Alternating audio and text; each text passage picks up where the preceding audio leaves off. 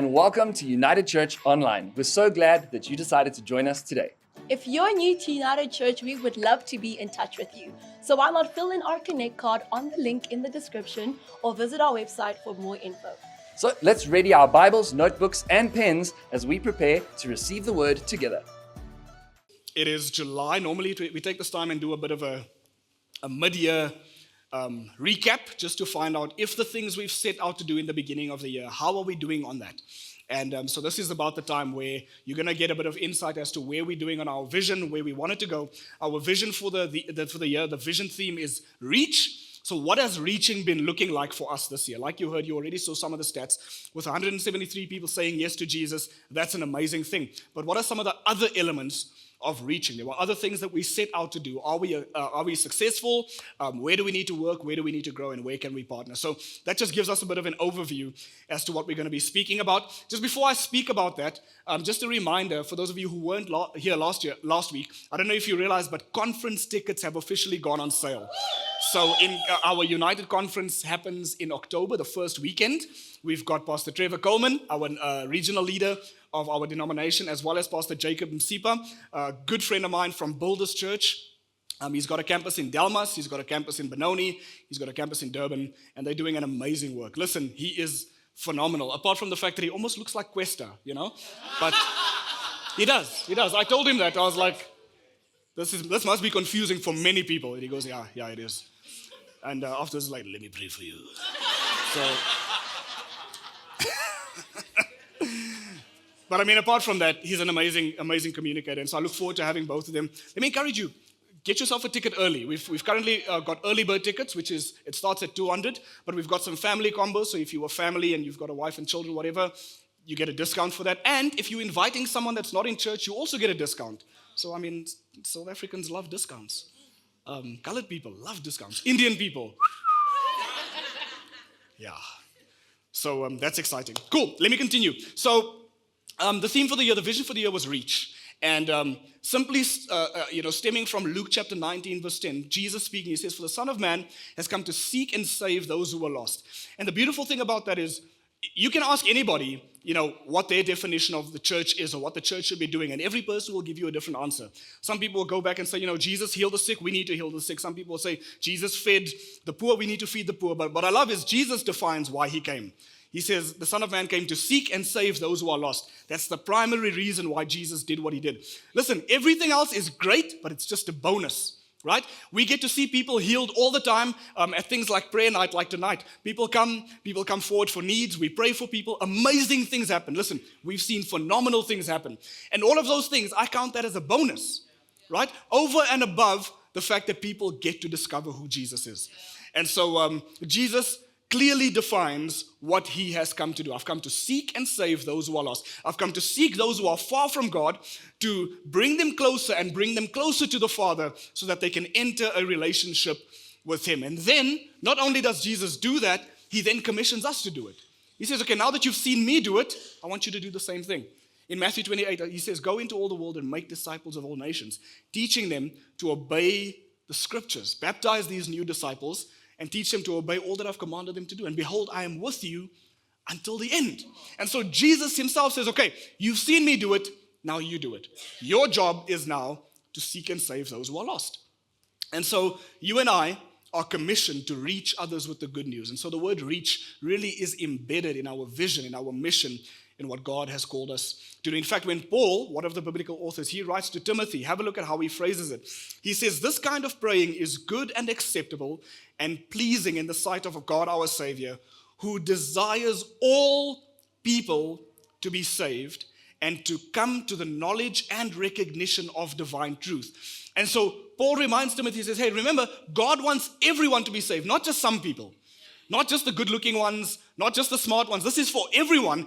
Everyone needs the good news. Everyone needs Jesus, right? And so if we don't believe that, we kind of fall short, just shy of the purpose that Jesus came for. You and I need to align our thoughts and say, God, everyone in my world, I might not be able to reach everyone, but I can reach everyone in my world. What would it look like if each one of us just took responsibility for our world? What does your world look like? The people within your world, your friends, your neighbors, your colleagues, your acquaintances, just your world. we would multiply our influence if we simply just looked at it like that. Again, in Romans chapter 10, it says this, for everyone who calls on the name of the Lord will be saved. Not some of them, not just those born into a Christian household, no, everyone who calls on the name of the Lord. So if we fully believe that God has come and commissioned us to reach everyone, we need to embrace that and say, my responsibility is not just to kind of, invite those who agree with me or think like me or, I relate to it. It's like everyone in my world bears the image of God. Therefore, I have the responsibility to introduce God to them and them to God, wherever and however I can. And then Paul continues and he makes this case. He builds on this thought. He says, okay, so everyone who calls on the name of the Lord will be saved. Then verse 14, but how can they call on him to save them unless they believe in him? And how can they believe in him if they have never heard about him? And how can they hear about him unless someone tells them? And how will anyone tell them without being sent?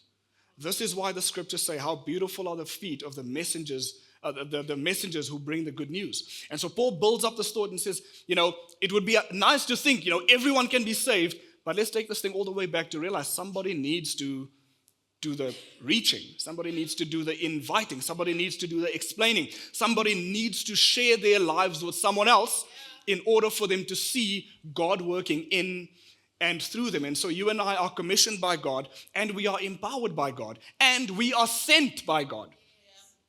Right? He commissions us. Commissions means sending. He commissions us to go, hey, go out and reach others. And here's the thing, it's not difficult. I think many people have this image that, reaching others is like, it's something that only pastors and elders and religious people do. I don't know the language. I don't have the theological vocabulary. I don't know the verses off by heart. What if I get there and someone asks me who parted the Red Sea, and I say Abraham and I get it wrong? We put that pressure on ourselves. It's like, no, just relax. Because it's not about how much you know. We reach others simply through the way we live. Just by me extending kindness to someone who needs it is an element of reach. Just by me being generous to someone is an element of reach. Just by me expressing hospitality, opening up my home and letting others come through, or inviting another family over for dinner, that's me reaching someone because I'm opening up my world so that it can be a bridge into their world. And when I'm questioned about my belief or my faith, I might not have all the answers, but here's what I do know. This is what God has done for me. Imagine what he can do for you. Right? And so having the mindset or mentality of reaching, of being missional, doesn't just apply to those who cross borders and go into international countries, to feed people who have never heard about Jesus. No, it's being willing to say, wherever I am, God, that's where I need to reach. Whether I'm in an office, whether I'm on a plant, or whether I work in the back room of somewhere, God, wherever I am, you've called me to reach. Romans chapter 17, just two verses later from what we said earlier. So faith comes by hearing, and that is hearing the good news about Christ. And so one of the primary ways in which people enter into a relationship with Jesus, is by you and I taking the responsibility and being bearers of the good news, being willing to testify about how good God has been and who God has been to us. See, if you and I don't see this idea of being missional thinking or missional living, if we don't see that as primary, then what we end up doing is we end up missing the purpose of why Jesus came. And I've seen what this has looked like. I think many people have gone off track from what the mission should be. If Jesus says, I've come to seek and save the lost, if we don't keep that as primary, we end up just taking on side quests along the way, and we make it about all the other things we can accumulate, but never about the one thing. Right? And so to many people, God only exists because he provides for me and he blesses me and he protects me and it's all about me. And then the moment God stops serving me, I stop serving God. But if I can shift from that kind of thinking and realize it's not about what I can accumulate, all of those things are blessings, beautiful, great. However, even if he never provides for me, I'm still a part of his kingdom and he has commissioned me to reach others. For us not to get distracted by all the other things, let's keep the main thing the main thing. We exist to reach others. The moment we stop doing that, we can pack up, close this building, sell it, we'll get a decent amount of money, we'll split it, give it to the expropriation without compensation guys, let them do with it what they want because we've ceased to fulfill our purpose. That should never be us. Does that make sense? I love how Paul unpacks this in Colossians. We're going to stay here for just a bit while we unpack it before I go into some practical elements of what this looks like. Colossians chapter 1 says this. So, we tell others about Christ. First responsibility. We have a responsibility, right? We tell others about Christ, warning everyone and teaching everyone. Warning them about what? What's there to warn people about if everything is just good? No, there's a consequence to a life lived outside of God, right? So warning everyone and teaching those who have chosen to live their life inside of God, right? We now teach them how to do this. So we tell everyone about Christ, warning everyone and teaching everyone with all the wisdom that God has given us. We want to present them to God. I love this. We want to present them to God perfect in their relationship with Christ. Which means I now fulfill this role as almost like a mediator, right? 2 Corinthians 5:20 says we are ambassadors of Christ. We represent heaven on earth, right? And so we fulfill that role of middlemen saying, hey, I would love to introduce you to the creator of the universe, right? I'm not worth getting to know. Trust me, I'm not that interesting. But let me introduce you to someone who is more interesting. Yes. And then what I do is I present them to Christ. Perfect. Why? Because Jesus has cleansed them of their sin. It's as if God sees them through the blood of Jesus. It's as if all they had done before is washed away. Hey, God, here's your child. Hey, child, here's your God. And then they begin a brand new relationship with God. So Paul perfectly unpacks the motive for this. He says, this is why, right? This is why I work and struggle so hard, depending on Christ's mighty power that works in me. If you know the background to this, Paul, you'll read most of his earlier story in the second half of the book of Acts. That's like the birth of the church, you know. And so Paul is phenomenal. Paul planted churches across the region of Asia Minor, which would be like the Middle East today, like Iran, Iraq, all the way through Turkey, Greece, like there's an entire region. In the space of 10 years, Paul did more than what you and I can fathom. So when he says, this is why I work hard and struggle, he's not being like, you know, people think what pastors do today. They think we sit, drink tea, and wait for people to tell us their problems. That's not what we do. He says, I work hard and I struggle because there's a mission to accomplish, right? And so what Paul did is he just literally got onto ships and went to other regions that have been unchurched, and he introduced people to Jesus, planted a church, and move on. And it is absolutely fascinating that from that little group, all that we know today of Christianity just began to spread into North Africa, into Asia, into Europe, and everywhere, right? And so simply because Paul says, hey, this is what we do. We work hard, we struggle, we encourage people because we want to present them to God. If this mission really is that compelling, then this is that important to us. We don't have the, we don't have the luxury to just hang out and kind of just collect side quests and points. No, we need to see this as something vitally important.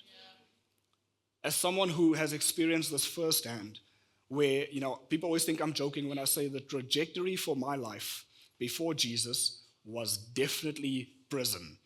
And people think I kid when I say that. I'm so thankful for what God has done in me. And on this side of it, I cannot not tell people about who God is. Yes. Now that I've seen the other side of it, given where I was going, listen, this is the biggest privilege. To just be able to present who God is to people. And then to introduce people to the creator of the universe. The challenge with you and I when it comes to living and thinking missional is the fact that we have so many obstacles, right? Obviously, we understand we live in a very different culture. It's over-digitized and it's incredibly busy. We live in a very frantic, busy culture. People barely have time for themselves, never mind anything else. And so these are some of the obstacles that we face. Not only are things tight for us, it's also we live in a very critical and skeptical culture, right? We live in what people are now calling a post-Christian culture, where before it was pre-Christian, you still had to introduce people to Jesus. Now, it's post-Christian. People are like, yeah, I've been there, done that. I've decided to just try my own thing. And so what it looks like to introduce Jesus into a post-Christian culture is different, right? We need a whole new strategy and we need new thinking, and the Holy Spirit inspires us for that. We also live in a very pluralistic culture where people kind of have this weird idea that all roads lead to Rome. It's all the same. Man, whether you do it this way, that way, or that way, you all go to the same place. And I'm like, that's a thinking we need to undo, because when you read the scriptures and you read about the God of the universe and you read about Jesus, you realize Christianity is the only deity, the only faith that sets itself apart from all other types of faith, in that it is the one faith where the deity came down to the people. Every other faith, and I dare you, research it, go read it up. Every other faith requires you to do something first before that deity accepts you. Christianity is the only one that says, look at what God did for you. He sent Jesus to get the work started. So you don't need to do anything. Your salvation rests in Him. You don't need to follow a 5-step plan. You don't need to find nirvana. You don't need to meditate a certain way. None of that applies. You simply need to step into a life with Jesus, and all of that is available to you. So it's very different in a pluralistic culture. We need to understand what sets us apart, right? And then we live in a hostile culture. Let's be honest. Many people just don't have time to hear about faith. It's just like, hey man, miss me with the nonsense. And so how do we be people who embrace a reaching or missional mindset when we have all of these obstacles against us? The first step is, this is where we heavily, like Paul said, we rely on the strength that Christ gives us. Because in my own strength, all I'm going to do is damage. Because I mean, just imagine meeting a colored missionary. I'm not going to convince you. Like 1 or 2 questions and I start clapping. Like, are you going to accept him or not? When I leave here, there's going to be salvations. Against your will or not. So thankfully, I don't rest in my own strength because that won't end well. But just imagine for a second, the beautiful thing that Christ empowers us to meet people's needs at the junction when He is ready to encounter them, or they are ready to encounter Him. I'll give you an example. Yesterday, I did a funeral for a gentleman that was in our church. He was in our church for just a couple of months, not a long time, and had a very weird encounter with him. One of those strange guys, they hang out, they reserve, they sit in the back and they just watch. And I introduced myself to him and we got to talking, and he shared his life and where he was at, and well-traveled, seen the world, worked on ships as a chef and all sorts of things. And at that moment of meeting him and introducing myself and we got to chat, he was at a very crucial point where he needed to make some changes and shift things around. And it was such a privilege to be introduced to him at that point in his life and to walk with him through the last season to where he passed away 2 weeks ago. And I had the privilege of speaking at his memorial yesterday and meeting some family. And here's what happened. One lady who I happen to know came up to me and she had this puzzled look on her face and she said, I had met with him just a few weeks ago before he passed away.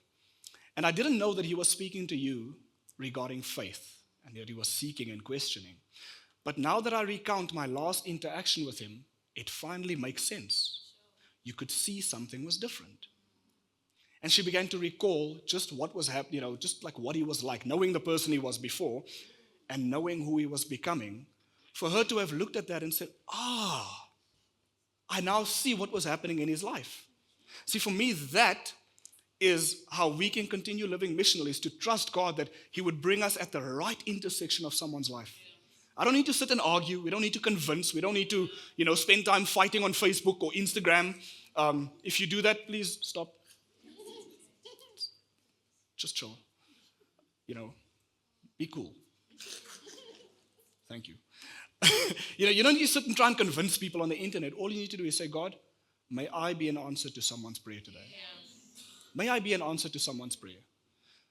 Some of you work in incredibly amazing places. I'll speak about this more in a second. You work in incredibly amazing places where it's almost like the mission has been handed to you on a silver platter. Maybe you work in the kind of job where you travel a lot, or you're in sales, you encounter a lot of people, or you've got high traffic through your office. Listen, what an amazing space to say, God, of the 20, 30, 50 people coming through my office today, may I be an answer to somebody's prayer.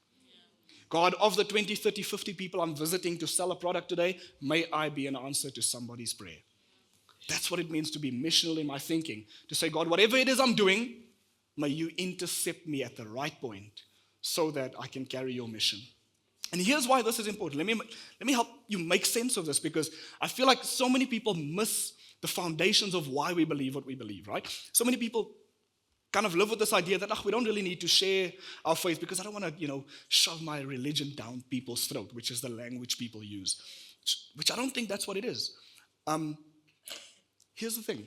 If you have discovered something that is life-giving, you bear the responsibility to share that. Think about it. I mean, on a very superficial level, if you go see a movie that you really enjoy, you don't have a problem becoming an evangelist for that movie.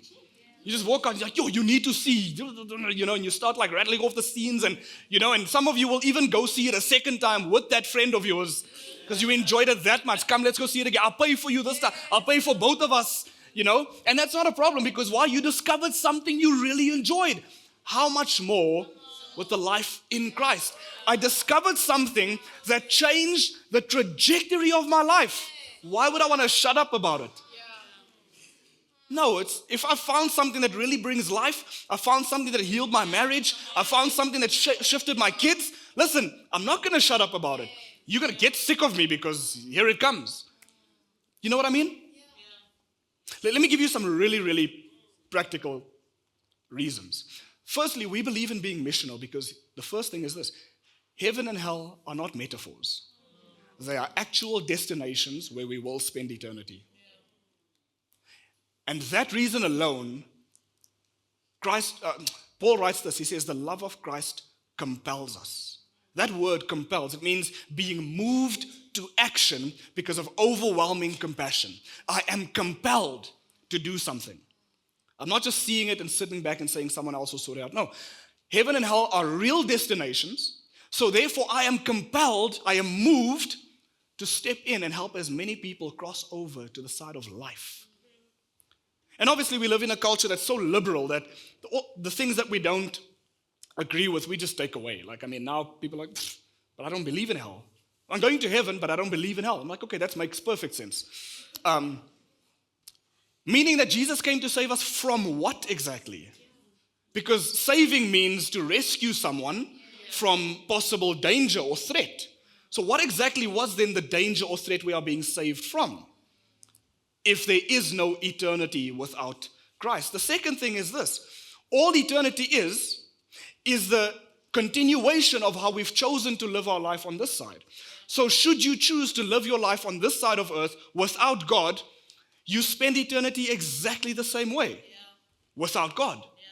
Should you choose to live this life with God, you enter into an eternity where you will spend it with God for eternity. And so all it is a continuation of how you've chosen to live this life. And scripture reminds us that any season, any time outside of God's presence is not a good time. And so hell is not exactly this image that people are like, we'll be partying.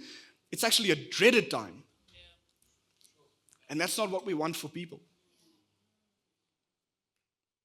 And so because of this, we are compelled that every person I come into contact with, should God give me the opportunity, that I would love to see that person move over to the side of life on this side and in eternity. Secondly, the reason why we believe in being missional is because we believe that God's way of life is the best way, right? And so I desire for others to follow it. If I believe that God's way of life is indeed the best way of life, that the principles and value system that God has given us is indeed a better way of life than me trying to figure it out on my own. Let's just do a quick survey of society and we'll realize that of the ways people have chosen to live, is that not what's led to the despair, right? Anxiety levels are through the roof. People are wrestling with things like depression. How many people have you met that have wanted to take their own lives? What is the state of society that shows you that God has a different pathway for us? That maybe if we just try to live the way He's asked us to, we might see something shift in our society. Number 3, we believe in being missional because we fully believe that there's freedom in Jesus. I fully believe that there's freedom in Jesus. I'm not wondering about it. I've experienced it, and I know some of you have experienced it. And so we know that stepping into a life with Jesus means that everything that I had as a weight over me, suddenly Jesus can just bring freedom. Sometimes it's immediate, sometimes it's a progression. But Jesus can bring freedom, meaning that I'm no longer a slave to the expectations of my upbringing or even my parents. I'm not a slave to the expectations of those around me that expect more of me than what they can give to me. I'm no longer a slave to my sin and its consequences. I'm no longer bound by addiction to pornography or substances. That I find freedom in Jesus. Right? Do I believe that there's freedom in Jesus? Finally, I believe in being missional because I believe that everyone has a purpose to outwork. And according to the scriptures, we fully believe that purpose is only found in God. And so again, meeting so many people, it's amazing to see how many people live purposeless lives. We've met some of the most amazing people who have more money than I can fathom, yet are still searching for something. How is that? All of us on the other side think that all I need is more money, right? And the person is like, listen, I've got all the money, but all I need is meaning. I have no meaning, I've got no purpose, I've got no sense of significance. I believe that that's only found in God. And so our job is to simply say, God, if this is what you have for us, then may we step into purpose. May you impart purpose into whatever trajectory my life is taking. For some of us, that might completely revolutionize the way I see my job. Because up until now, it was just like, ugh. And now you wake up and you're like, man, God, somewhere along the day, may you bring me across someone who needs you. And suddenly there's mission in what I'm doing. I've got a purpose for why I do what I do. I'm not just doing it because it pays the bills. I'm grateful, I'm privileged to be in a position where my purpose and my vocation happen to be the same thing. But for some of you, maybe you just have a vocation, you've got a job, but your purpose is something else. And all you can do is you can use your job to fund your purpose. Right? Use the one to serve the other. Yes, I've got a job, but that's not my purpose. My purpose is that thing. This just helps me do that better. So we believe in being missional because for so many people, they are yet to discover this. There are so many people who are yet to know that God has a greater purpose. That simply just being a dad, going to work, from work for the rest of your life is not the end-all, be-all. That simply just being a staying-at-home mom, feeling like, is there ever going to be an end? No, God has purpose somewhere in there for you. Am I just going to be an employee of someone else helping facilitate their dream? No, God has a purpose for you in that. We just need to get closer to Him for Him to give us that purpose. So, I'm not just being missional when I cross the border and give a couple of food parcels to underprivileged people, which is what people think being missional is all about. I'm being missional when I am willing to cross the boundary line of my world to enter the world of someone else. That's when I'm being missional. I'm not just sitting back hoping that God, let it fall into my lap. No. I'm willing to leave my comfort zone to get into the world of someone else who desperately needs God. And I'm willing to do what it takes. So let me unpack a couple of imperatives for being missional. Firstly, missional living will require selflessness. I'm just going to say that from the beginning because if you aren't willing to get comfortable with that portion, it's going to be very difficult. Being missional will require that you become selfless. You cannot be missional and selfish. It's an oxymoron. Those two don't belong in the same camp. If we're going to be missional, that means that at some point, I'm going to have to give up something that I find comfort in. Which is going to be difficult because in the culture we live in, according to society, everything is geared towards self. Think about it. Everything is about me, my comfort, my convenience, my benefit. And here God is like, okay, let's do something that benefits not you, but benefits someone else. God would never. My God, no, your God will very much do that. Because that's exactly what Jesus did. Imagine leaving heaven. What, to Jerusalem? The desert? It wasn't like, finally I've arrived. It's like,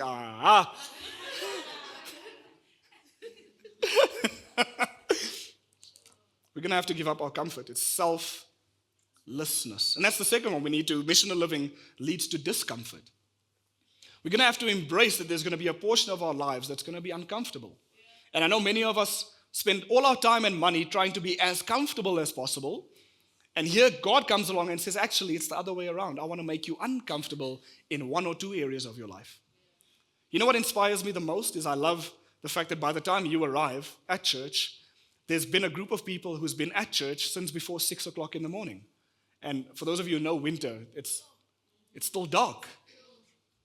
And they're here, and they're on stage, and they're warming up their vocals, la, la, la, la, la, la, la. Because obviously you don't want to be led by a bunch of people going, we don't want that. So what's happening? Before 6, they're here. They're warming up, they're singing, they're practicing. Why? Because they want to serve you and lead you into worship. Yeah. See, there's going to be a cost of comfort when it comes to partnering with God in what He's called us to do. We either are going to wait until the last minute, or we're just going to embrace it and let God do more through us. Yeah. Number 3, missional living is about eternal value, not temporal value.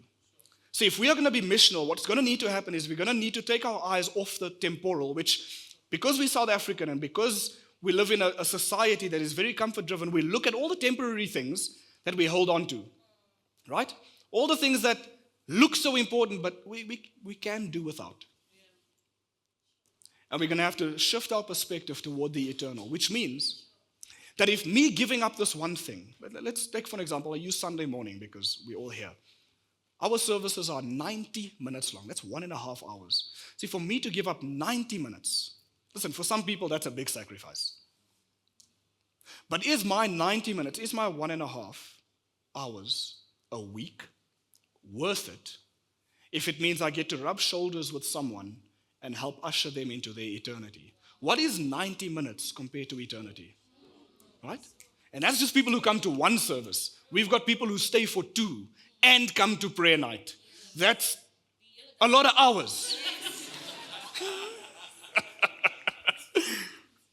What I'm saying is, if you have an eternal perspective, no cost will be too high. If you have an eternal perspective, if I know that what I'm doing now is going to make a difference, not just for my eternity, but for yours, listen, I'll give it up in a heartbeat. Like I said, we don't do this because we've got nothing better to do. I love carpentry. I love woodwork. I love working with my hands. Trust me, any spare time, I would rather be making tables. So I just want to be like Jesus. Okay? I love it. It's amazing. But that can wait because there's so much more value in what we do here. And I'm just giving you an example. There's so many others we can think of. Number 4, missional living is counter-cultural. It's not self-driven. See, here's the crazy thing about missional living in this regard is that because it's countercultural, everything in our culture is geared towards building us up, yet it leaves us emptier. Funny enough, the paradox of Christianity is Jesus said, those who lose their lives will find it. It's in giving of myself that I find more of my life. We think that it's by holding on to our lives that we get more. Jesus says, you hold on to your life, you lose it. But you lose your life, you find it. Matthew 12:25, those who love their lives in this world will lose it, and those who care nothing of their lives in this world will keep it for eternity. So maybe a good question to ask is, God, what have I been holding on to? I'll give you one, time. Listen, we guard our time like it's the most precious thing in the world. Or do we believe that, God, whatever time I give you, you can redeem again? That by giving of my time, I can gain more time. That by giving more effort, I can gain more energy. Right? It's challenging because in a culture we live in, everybody wants to protect. And here God says, it's the other way around. So missional thinking and missional living is going to require courage. It's going to require that we go against the cultural grain. It's going to require that we are courageous to step outside of our world into the unknown of someone else's world. Listen, it's difficult because you never know what you're going to find. Have you ever seen someone really like them step into their world, be met with all the drama and be like, nope. No, I'm not doing that. I'm not doing that. I'm all about protecting my peace. Right? No. What we are called to do is look at that mess and say, God, may you use me to be an answer to this prayer. Right? Philippians says we should have the same mindset as Christ, who, though he was equal to God, did not consider equality with God something to be grasped, but humbled himself to a very point of a servant. Think about it, stepping out of heaven into earth like, eesh, nope, I'm back in heaven. No, these people have, no, Jesus was like, God, I'm not dealing with that. No, he came. He lived like us, among us. Put up with the things that we deal with in order to lead us to a better way. And then Paul writes to the Philippians, have the same mindset. I mean, what a challenge. So with all of that being said, here's my encouragement. Can we be more missional in all that we do and in all that we are? Is that encouraging? Yeah. Let me get onto the practical side. I've got some good testimonies to share. So all of that, everything I've just shared, that was the theory. Those are the things that we need embedded in us. It's good to know. It's good to move towards. However, if we make it more practical, a good question to ask is, well, what does that look like? I know what I'm supposed to do, but what do I need to actually do? So as a church, we thought, okay, let's try and narrow it down. The two things we wanted to do was have, number one, an element that is more missional focused. And so because of that, what we've decided to do was we are going to explore missions a bit more, right? This morning in the 8 o'clock service, for those of you who weren't here, we prayed for a couple, Rian and Krista. They are heading to Western Zambia on Wednesday with a team of 24 people from the UK to lead them in 2 church plants and some evangelistic work in Western Zambia. They've been a part of it since forever. Those of you that remember, we used to partner with them. And so they've been a part of it. They've sacrificed a lot. And this morning they were here. And so we just laid hands on them and prayed for them because they're doing some unprecedented work that side.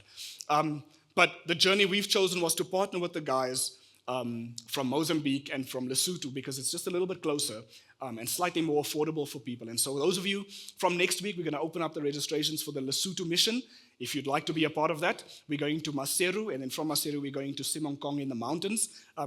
Winter should be done, so there might not be snow.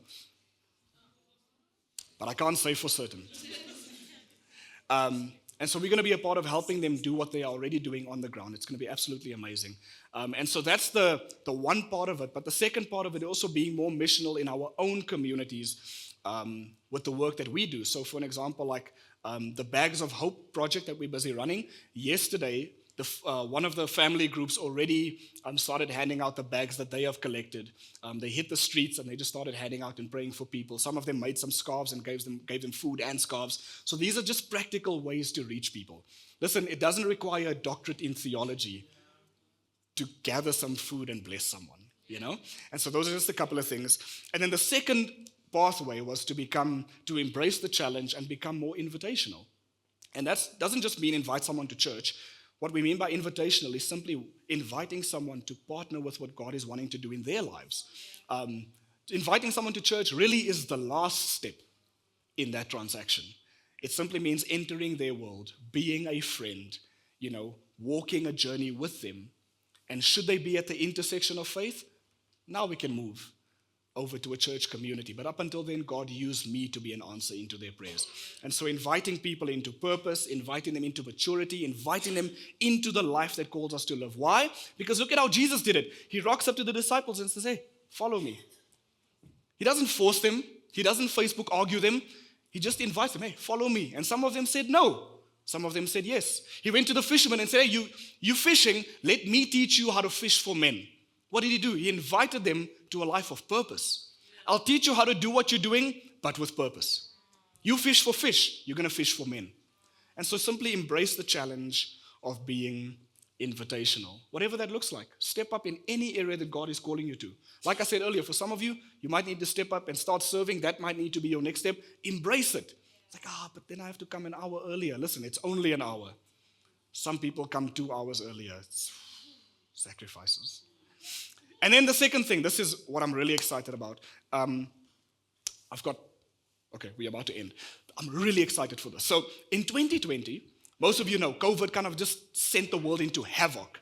And then not long after that, there was the riots in KZN. They just put a massive stop to the logistical issues of South Africa, where we began to see what food shortage really looks like. Remember when people were queuing for kilometers long for a loaf of bread in KZN, and we realized what happens when a truck can't get to where it needs to be? We started asking some intentional questions saying, how can the church be a solution to the food crisis in our nation? And I started speaking to a bunch of people and saying, more than just coming together, having church and leaving, what would it look like to be a church that is actually part of the solution? And a friend of mine had this conversation, and he said to me, have you ever explored the idea of something called aquaponics, which is the science of growing vegetables through water and harvesting fish at the same time? So you've got a process, you cultivate vegetables and protein at the same time. And he spoke to the process, and I became fascinated. And I said, man, think of how many people can benefit from this, right? To be able to grow vegetables and harvest fish. You've got protein and veggies in the same setup. That would make a difference for so many underprivileged people. And I just began to ingest all the information I could about this process. What does it look like? Is it scalable? Can you do it in your yard? Can you do it at a children's home? Can you do it on a farm? What would that mean, because it multiplies what you are able to harvest. And I began to tell so many people about it. And being the person I am with ADHD, I don't have like a 0, 1, 2, 3. I've got 0, 100. I just like go. And so I got with our board and I said, guys, we're doing this thing. We need to buy land. And so I took them to an estate agent who showed us like 4 pieces of property. And our board was like, Randy, let's chill, bro. We don't need to buy land. Let's just see if this process is sustainable. Let's first start. And should it go well, then we can look at land. I was like, this is why you guys are wiser than me. And so my prayer was, God, may you bring about just some land that we can use. And Suavar, a gentleman in our church, came and said, hey, I've got 4 hectares of land. I only live on that much. And so if you want, why don't you use the rest of my land to experiment? And I was like, thank you, Jesus. So that's prayer number 1, right? Oh, no, that's only the beginning. That happened like a year ago, so that's nothing. So then we were having conversations. I was chatting to Jason not so long ago, and I was sharing this idea with him, and Jason's like, I'm actually a water treatment specialist. I can help you bring this thing into planning. I was like, thank you, Jesus. Some more people who are smarter than I am.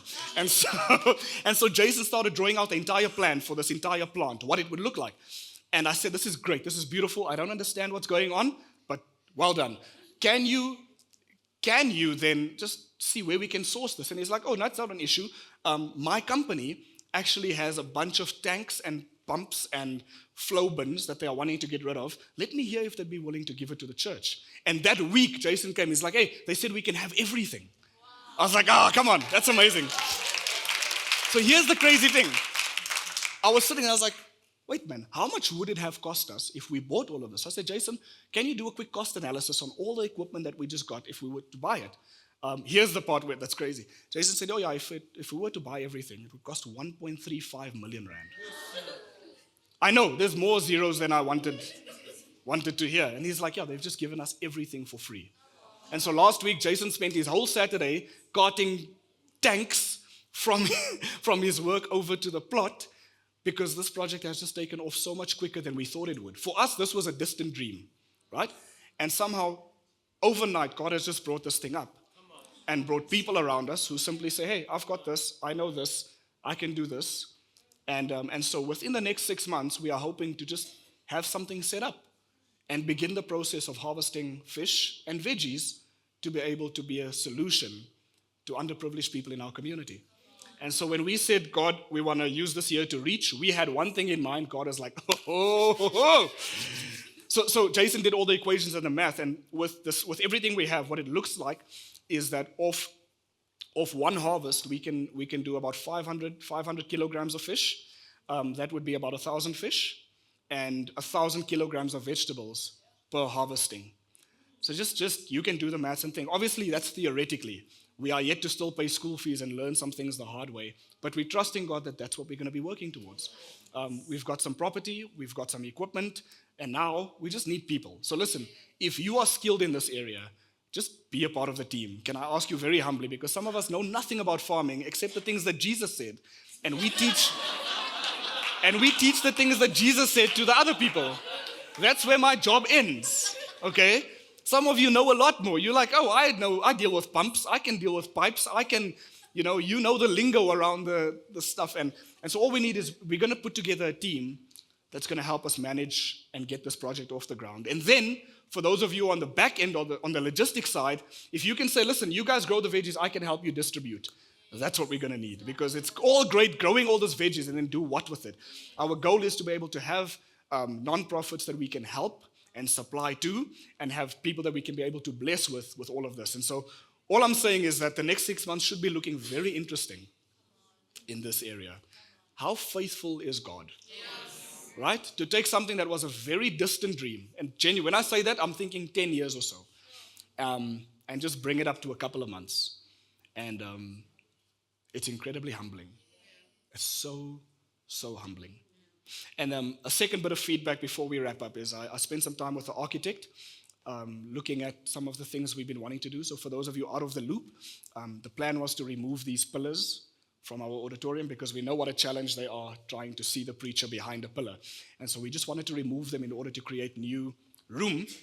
And And the architect we've been working with has come up with solutions that won't only be able to take the pillars away, but might actually be able to give us a second floor, like a balcony, in order to increase the seating capacity.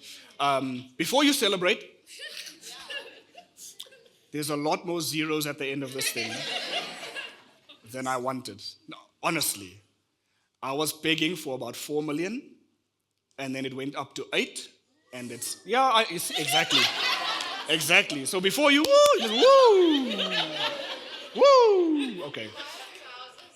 Yeah, exactly. Listen, for the amount we're going to do this for, it's 2 houses on the river. Just, if anybody has a house, just sell it, and then just 2 of you sell your river house, and we can do this quick.